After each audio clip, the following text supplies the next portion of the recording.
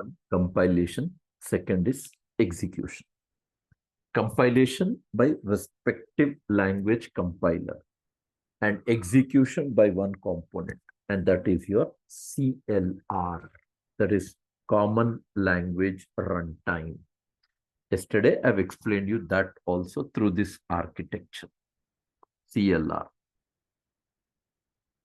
Yeah, this picture, yesterday's classes. So Microsoft introduced .NET with languages C#.NET.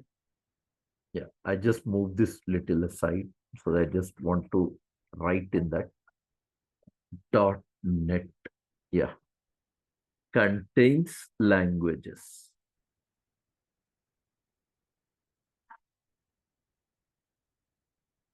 Yeah, contains languages. Yeah, that languages are C# and VB. Lot of things are there. Yesterday I said ASP.NET is there, C# is there, VC++ is there, F# is there, right? Python.NET is there, Haskell.NET. Lot of things are there, lot of things.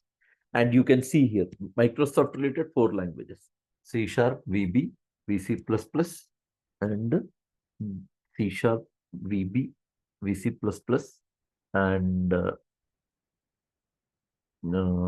F#.NET. 3 things we have. 3 things, right? And ASP.NET as well. And what I have explained is C#.NET and VB.NET. Whenever you write programs in that, after writing a program, you hand over to the respective language compilers. Language compilers generate one special file called assembly. That assembly will be handed over to CLR. From CLR point of view, program execution will continue. That was one part we discussed. Today, we are going to study about base class libraries or framework class libraries. This is our last theoretical topic. Tomorrow will be our first practical session on programming to C#.NET. First practical session related with what? C#.NET. Yeah, so let's study that. So we'll learn this in detail now. Okay. Yeah. So first point. Yeah. So what you learn here is, see, students who are attending my today's class as their first session, this is information for them actually. Last 3 to 4 sessions, whatever I took, it was all theory only, but all the basics related with C#.NET we discussed. Practicals we have not yet started. It was all whatever is needed to learn C#.NET. Those things I just have highlighted and learned those points. And probably next week or so we'll be planning for backup classes. So you can talk to management. They'll share videos of my last 2 to 3 classes. You can go through those videos, or you can attend backup classes for the missed sessions. Next week, whenever it is, I'll update you so that you can plan accordingly and attend that batch as well. If you are comfortable with the video, continue with that. If not, you can continue for backup classes as well. If you miss, if you can attend, and at that point of time, you have to attend 2 sessions, like one for backup class, one for our regular session, only for 3 to 4 days. And after that, you'll be attending regular session. Okay, that is one point. Now, let's begin with our last topic that is connected with the base class libraries or framework class libraries. That's called PCL or FCL. Yeah. Here you learn. First point, listen carefully, please. To learn any programming language, learning curve should be these 2 rules. These 2. What? Knowledge on rules of that language. Yes. First point, knowledge on rules of that language. First part. And second thing that you should know, It is about API required to develop the application. Yes. On the basis of these 2 points, we are going to understand, we are going to learn any programming language, not only C#.NET. I didn't say anywhere that to learn C#.NET, you follow these 2 points. Rather, my sentence is like this: to learn any programming language. The learning curve is what? Not to have knowledge on rules of that language plus API required to develop the applications. Yeah, let's understand. However, once I start programming in C#.NET, rules related to C#, I'll discuss. At this stage, let's not talk about it. I will highlight and will learn in detail at that time. But at this stage, what is my point is to understand rules, what it includes.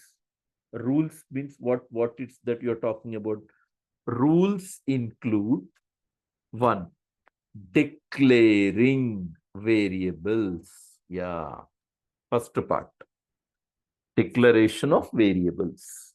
Yeah, only variable declaration, memory allocation, memory deallocation. It's all in the control of .NET software. We are not involved in that part. C++ it was in our control. In C++, how much memory allocation you need, we used to decide. How much memory deallocate, when at what point of time you want to deallocate memory, that was also in our control. But in that situation or in that scenario, we were not found to be the good one to handle those both points. For that reason, in all advanced programming languages, they took away that facility from us now.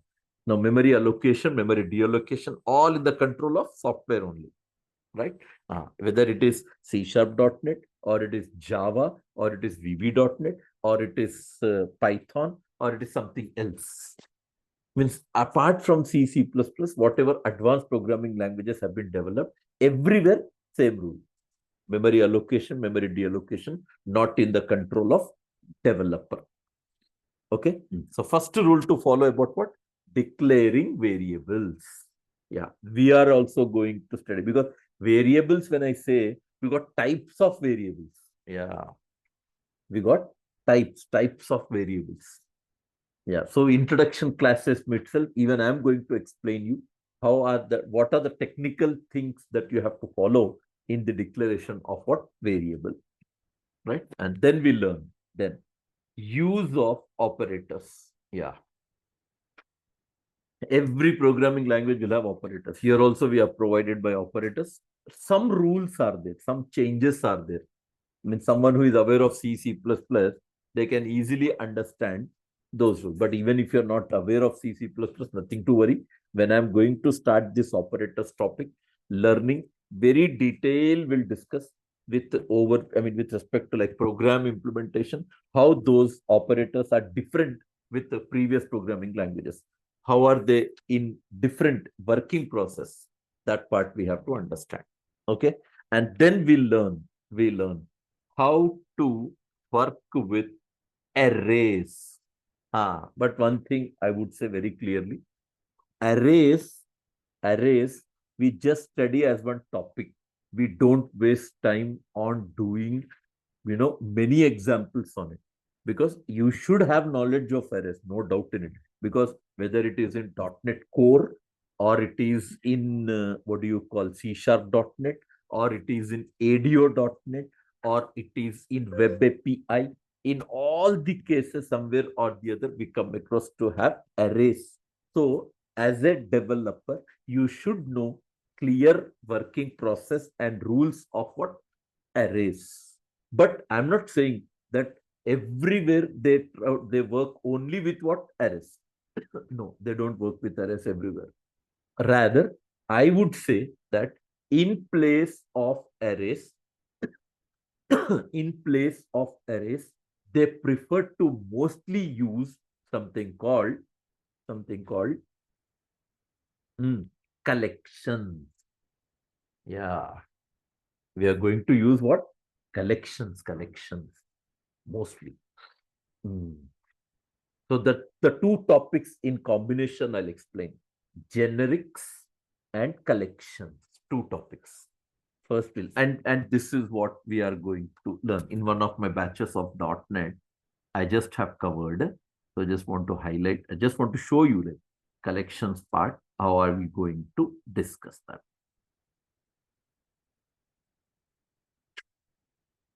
Collections. Where it is.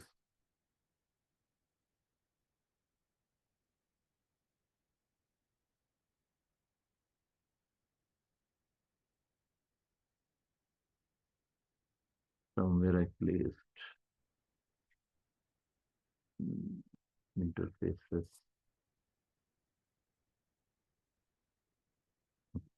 Okay.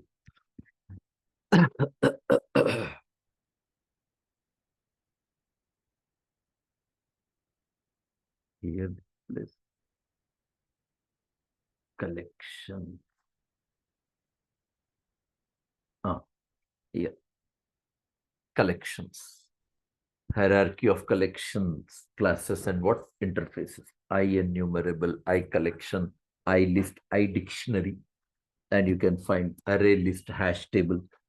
Lot of classes are there. I'm not saying like only these two are used to work with collection. No, these two are mostly used is better I answer. Array list and hash table are mostly used. Otherwise, we have lot of classes to deal with this, collections. But majority of your projects or maximum usage of in projects where we find the usage of collections would be related to these two topics, array list and hash table. So when I start the topic, at that time we'll discuss with programming with lot of example scenarios to understand about those points. Okay. So then we'll discuss all those things. Yeah. So how to work with arrays? Arrays में same rules you follow, like same. Like what you have one-dimensional array, you got something called two-dimensional array.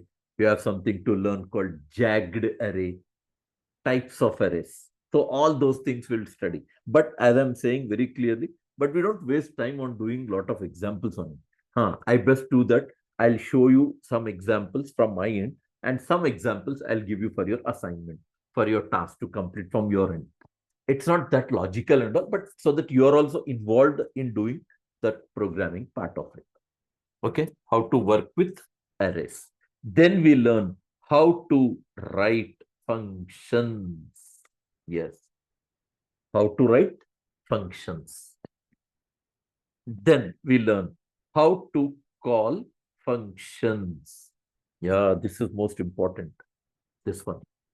Yeah, we are going to learn. We are going to learn what is called method cascading. Then we learn what is called method extension. Then we will learn something called anonymous methods. These are some special things which Microsoft has introduced in C#.NET. How to write functions, how to call functions. These all are what? All these are what? Rules. Yeah. How to call functions. Now you describe. I was talking about this knowledge on rules. What is API? API is ready-made classes and interfaces. Just now I have shown one picture for collections. I enumerable, I list, I dictionary. Did you see that?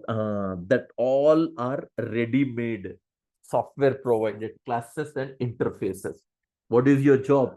Use them to develop your applications.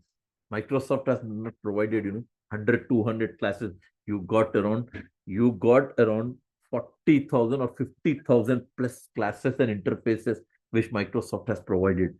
So the only thing, because of that ready-made classes and interfaces, our 50% or 60% burden is reduced, and just 40% or 30% are your efforts for writing logic of the program. Already that ready-made classes interfaces itself has reduced what? Lot of work for us. Yes. And now remember one more point. What it is? Let me describe. BCL, that is called base class library, includes basic and mostly used libraries in development of applications, like what? String is one mostly used library. Date time is one more library which is mostly used. Text related one library which we use mostly. String already I said, no? Date time. These are some of the frequently used libraries which we are going to use in our project development. So for that reason, I said like BCL, that's called base class libraries. And when I say FCL, framework class libraries, includes all the libraries that are used at C#.NET, VB.NET, ASP.NET, ADO.NET, etc. These are advanced libraries. These are advanced libraries. FCL, base class libraries, framework class libraries. Yeah, how is it going to represent? Yeah, I'll show you that picture also. How FCL, BCL is going to work for us, connecting with C# or VB, or it is anything. Like, I just want to show you that picture also. In one of the batches I've just drawn that picture. The same thing I would show you so that you can understand what it is.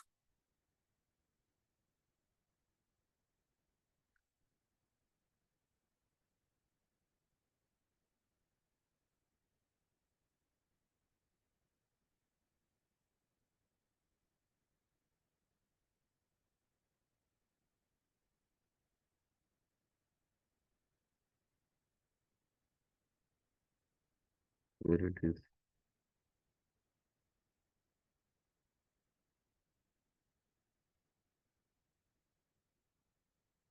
BCL, FCL, that is the topic heading actually. In that, I have come up in what way you are provided with the representation of, base class libraries. There might be some other batch, I'll check. Yeah, here it is. This is BCL, FCL. Anything. Today I'm talking about basic C#.NET, VB.NET, ASP.NET, or .NET Core. .NET Core.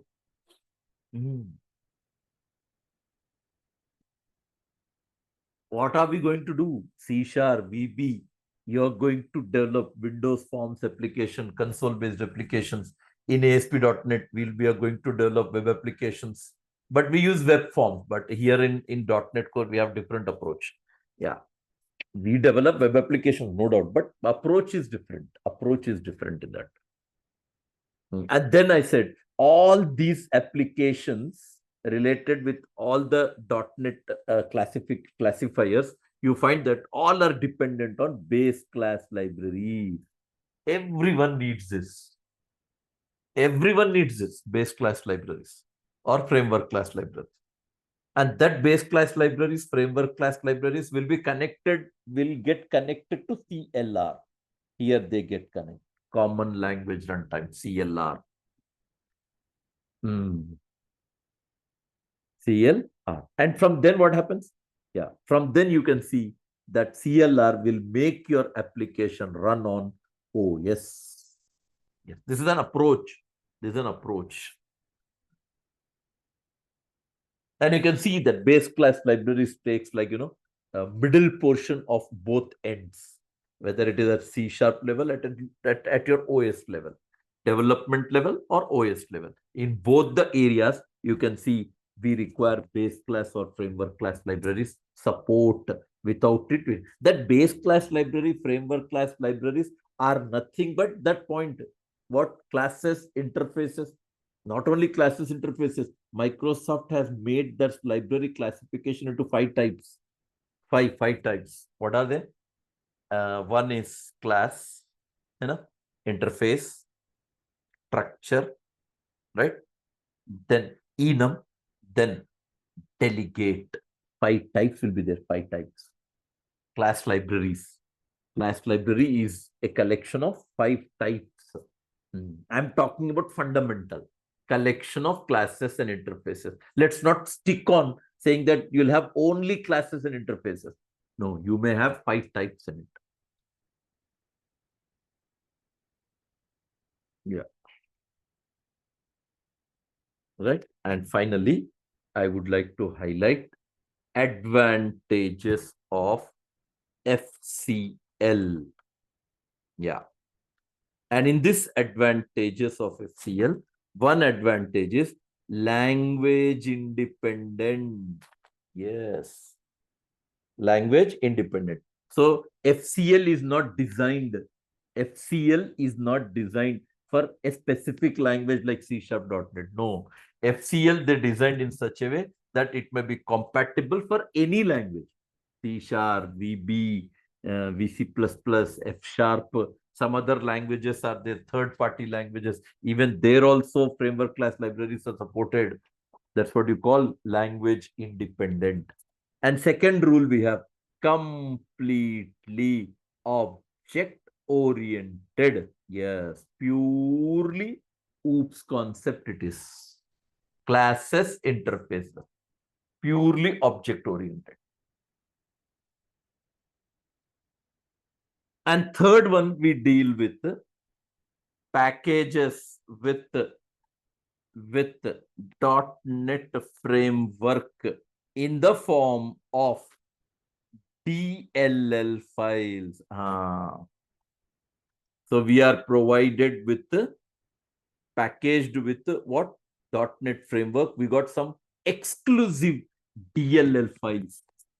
They are not available. You have to add them. They are not available. You have to add those DLL files to use them in your programming. Yeah, whenever I come across with that addition process of libraries on that, I'll explain you that this so and so point we are doing, which has a connection to the fundamental part, what we have discussed in introduction classes, connecting with the .NET framework DLLs. And when it comes to, that was BCL, now when it comes to FCL includes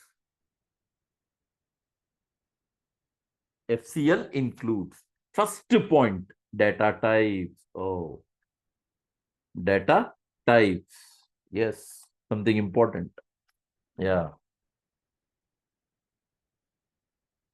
We'll study data types. With 2 types we are going to study: value types, reference types. Second, we learn about conversions. Oh, this was there even in C language, but C language it was very basic we had. Here we got some extreme things to learn on conversions, where we learn about the casting, conversion methods, parsing, plus boxing and unboxing. Yeah, 2 things. Conversions part. Then we learn about formatting. A lot of things are there. Yes. And what else you want to learn? What else? I said now, a big list we have. A very big list. One among them is collections. Yeah. What collections? I just now have shown you. Array list, hash table, stack, queue, etc. Yes. Then we have something to learn about globalization. When I take up that topic on that, I'll explain you what is localization and what is globalization. Yeah, that is one part we have. And third, one more we have that is related with IO streams. Yeah, IO streams. Yeah, here what do you learn? We learn about how to work with binary files, right? So you can call like this, how to work with binary and text streams. Yeah, first part we'll study binary and text stream. Then we learn about files. Then we learn about serialization and deserialization. Yes. And under serialization and deserialization, we got types again. Yeah. Binary serialization, XML serialization, SOAP serialization, types we have. Binary serialization, XML serialization, SOAP, SOAP serialization, deserialization. Yeah. Type. A lot of things are there. I'm just giving you overview. Then we learn about something related with networking. And that networking is all about HTTP, TCP, IP, you know, TCP, IP. Then we have something called sockets. These all are related with networking. Then most important, we have something to learn about reflection that deals with metadata and IL, that is called intermediate language. Yeah, these are all rules. These are the things that are a part of our what? BCL, FCL. BCL में basic libraries, FCL में advanced libraries. And all these we are going to cover whenever I start a topic called object-oriented programming, that is called OOPS programming. In that topic, I'll explain you. Yes, that's it. Yeah. So we are done with all the basic and fundamental with respect to theoretical sessions, including my last 3 sessions. Today is our 4th session. So based on that, whatever we require to start with practicals of C#.NET, those things we have covered from last 2 to 3, from last 3 to 4 sessions. And we are done. Now we are ready to begin with our practicals. Okay. So related to that, let's not begin today. We'll wait for a day today. We'll just stop. We'll wind up this session here. Tomorrow, we will start with our practicals. And we will discuss first about Visual Studio, this tool, this one. And when I take up this tool, along with this, I'll be explaining you. Yeah, I'll be explaining you how to create project and all that. During that process, I'll explain. First, we'll study about Visual Studio tool, and after that, we'll go with our C# related basic programming. Okay? Yeah. Anything else you want to ask me, go ahead. If not, we'll wind up this. Hello, how are you? Yeah, Ahmed, I'm listening. Yes. I'm with you in the Oracle and this one. Yeah. How long this is going to take? This we planned actually for, I hope, for how many? They said around 4 months or 3.5 months, something they said. Yeah, that will take, spend more time on that actually. .NET Core, that takes more time. So around Will, 1 will second. the time be sufficient to cover all of these topics? Yeah. No, that's what I'm saying. Let's not stick on to that point of, we'll try at a great extent, so that we'll wind up at an earliest, or else at least you keep a buffer of 15 days in excess, so that, we can spend more time on some advanced topics of .NET. Yes. Okay. I'm not saying that exactly in 4 months, time to time will wind up the batch. No, that is not possible at all. In every batch of my .NET, however, it will be prolonged. I always say them, like, don't stick on to that exact 4 months. I at least keep 15 days or 1 month of buffer with you, so that, sometimes coding may put you in confusion, so that clarifications may go. And another point is, like, because of demo classes, we are going with the session only for some 40 minutes.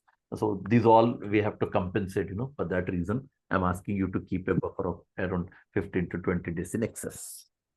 So we're speaking about from 4 to 5 months. Yeah, exactly. Yes.